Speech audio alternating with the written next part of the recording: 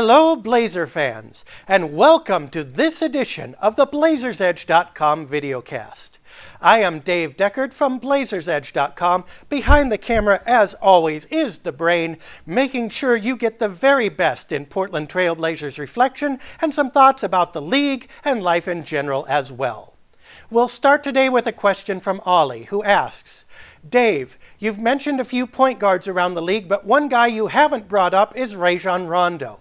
Do you think the Blazers would be willing to take him on, and do you think he'd ever be available? Ollie, I do believe the Blazers would love to take him on. Rondo has got just about every skill they could wish for in a point guard, and the talent to back that up. The only thing he doesn't do really well is shoot three-pointers, but for a player of that caliber, I believe you could build the rest of the team around him to make up for that weakness. The thing you'd have to convince me of is why the Celtics would be willing to deal him. They're entering a rebuild phase as well. Their big three is going the way of the dodo. Now, why, when they're having to reconstruct their team totally, would they be willing to get rid of the one guy who still has years remaining and the kind of talent that they would covet in those years?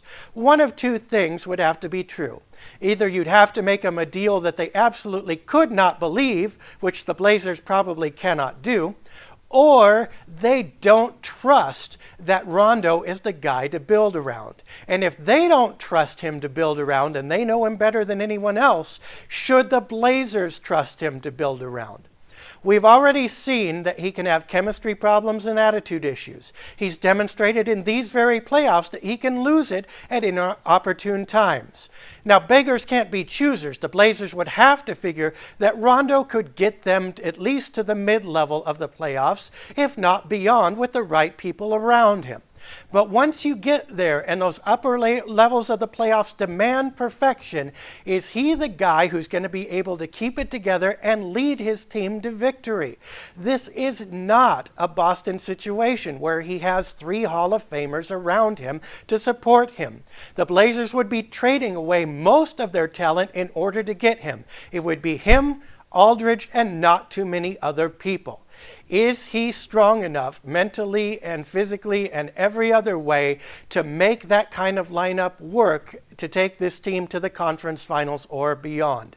If Boston doesn't think so, maybe Portland shouldn't think so either. If the Blazers did get him for a reasonable price, that would be a fantastic acquisition. But if that happened, you'd also have to ask why Portland, of all people, was being offered the opportunity for this fantastic deal. Our second question. Dave, I wanted to know what you think of Omer, Asik, Ian Mahinmi, and Greg Stiemsma. All of them are free agents this summer. What are your thoughts on them as players and whether the Blazers should pick them up as potential starting centers? Signed, Hien. Well, first of all, you're a total jerk, buddy, for putting all three of those names in the same sentence. Welcome to your 42 takes on question number 2. As far as the players go, I like Asik a lot. He's got a good body. He could be a great defensive rebounder in this league. He's a decent shot blocker. He puts in a lot of defensive effort and has some skill there. His offense is questionable, but it's not abominable. I think he's a good all-around player. Ironically, the Blazers had him at one point. They drafted him in the second round a couple years ago. I think at this point, though, seeing what they've got, the Bulls will make every effort to re-sign him, so I don't think that the Blazers probably have a real good chance of getting him. Mahinmi has gotten a lot more chance with the Mavs this year than he has in seasons past, and he's done pretty well with it. He's got good offensive potential. He's not got as good of a body as Asik does, but he's a great offensive rebounder. He's not a good defensive rebounder, and for that reason, if nothing else, I don't like the idea of pairing him with LaMarcus Aldridge. You seem to have kind of parallel weaknesses going on there, and it seems like Portland's next starting center will need to be a good defensive rebounder to help Aldridge out. As far as Stiemsma, He's got center size, but he's not a good defensive player. He's not a great rebounder either. I probably like him least of the three.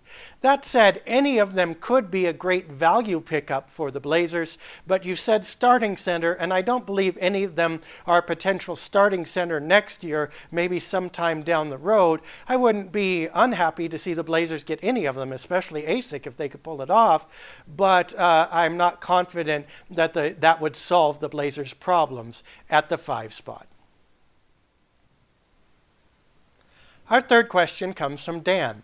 It says, Dave, have the Blazers considered going the Oklahoma City route of drafting top lottery picks and keeping their salary cap space open otherwise so that other teams can dump good players on them along with more first-round picks? It seems like that's the best route to find potential future All-Stars. Well, Dan, I think your point is well taken. One of the most underrated aspects of having cap space available is the ability to execute unbalanced trades. Compared to capped-up teams, you have more potential trade partners and can take on a wider variety of players. Now, we talked last week that the problem with going with the trade market is that you're always getting players that other teams don't want for some reason.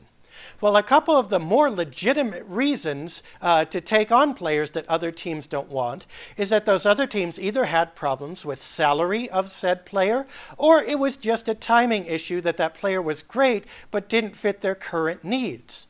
In order to take advantage of those, cap space is almost a must because the timing of those trades for you when you have cap space available can be anytime, anywhere, whereas you have to be a lot more particular if you're capped up in making the salaries match.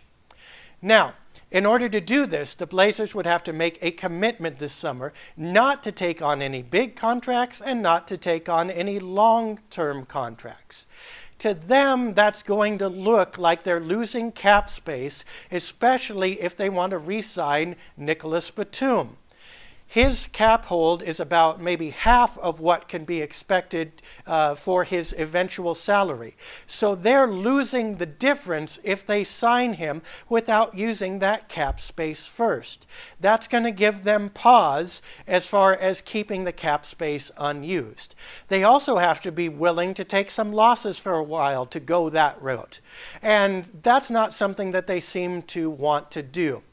Blazer fans seem to have patience with it, but management wants to rebuild right away.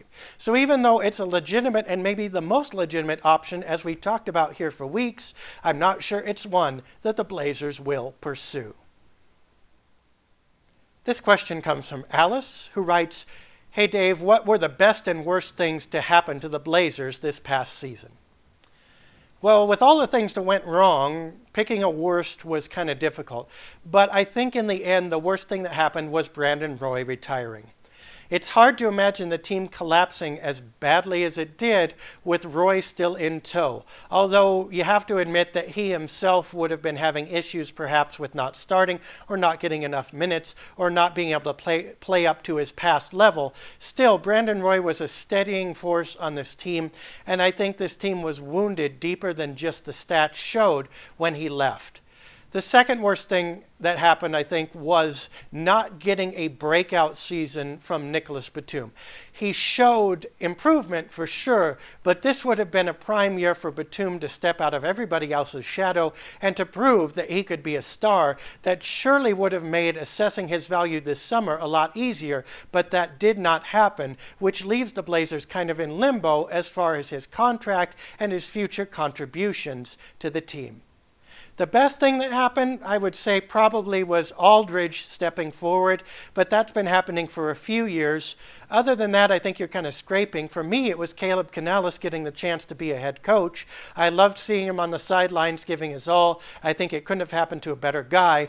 That said, you know what status the team is at right now when you're again back to rooting for coaches like you did in the Maurice Cheeks era or early in Nate McMillan's tenure. So it's kind of a mixed blessing. But still, it was fun to see Canales out there, and I hope we get to see that again sometime in the future.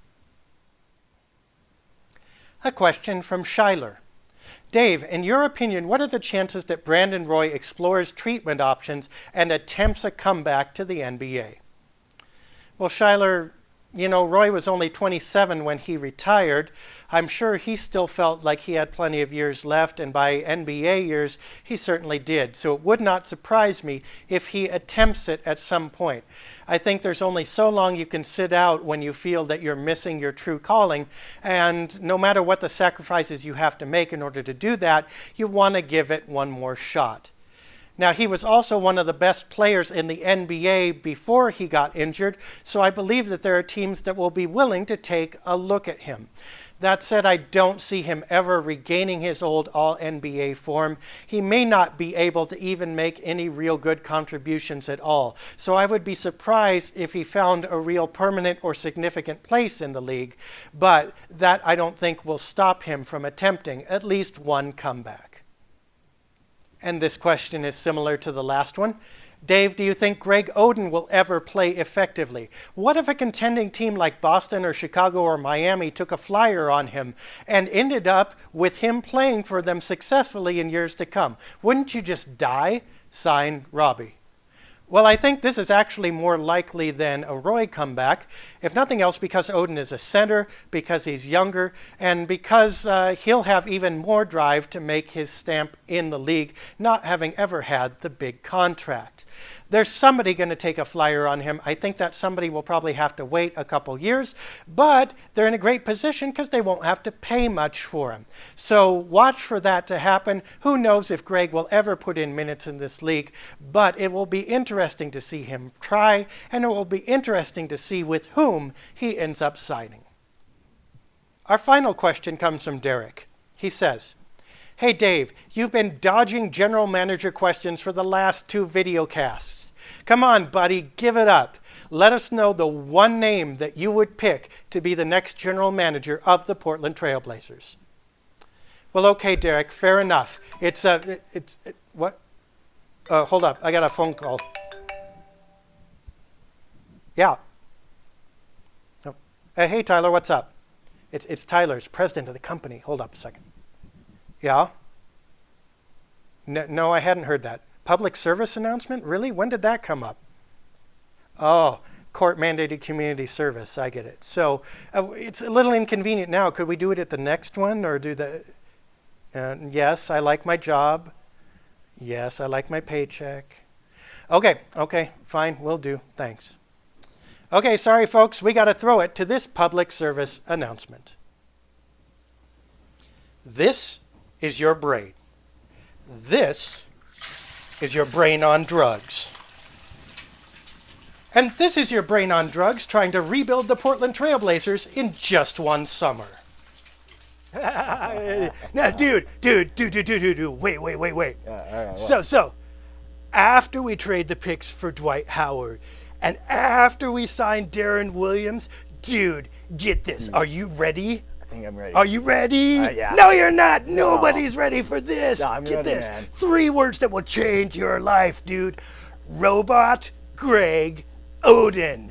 Dude, he's 8 feet tall. Dude. He's made of metal so his knees won't break. And best of all, get this. Wait. Okay. You pay him in axle grease and washers, totally under the cap, dude. Oh, dude, we gotta patent that handshake. Wait. Wait, dude. Get this though. All right, this is even better. All right. Yeah. Alien Brandon Roy. Oh no! Yeah, man. So it's like Wade's on the break. All of a sudden, arm out of his chest. Dude,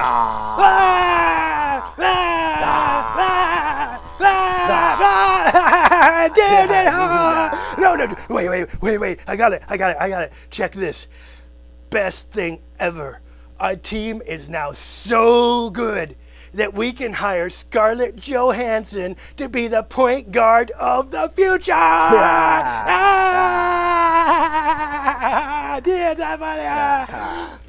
Touch my Cheetos and you die.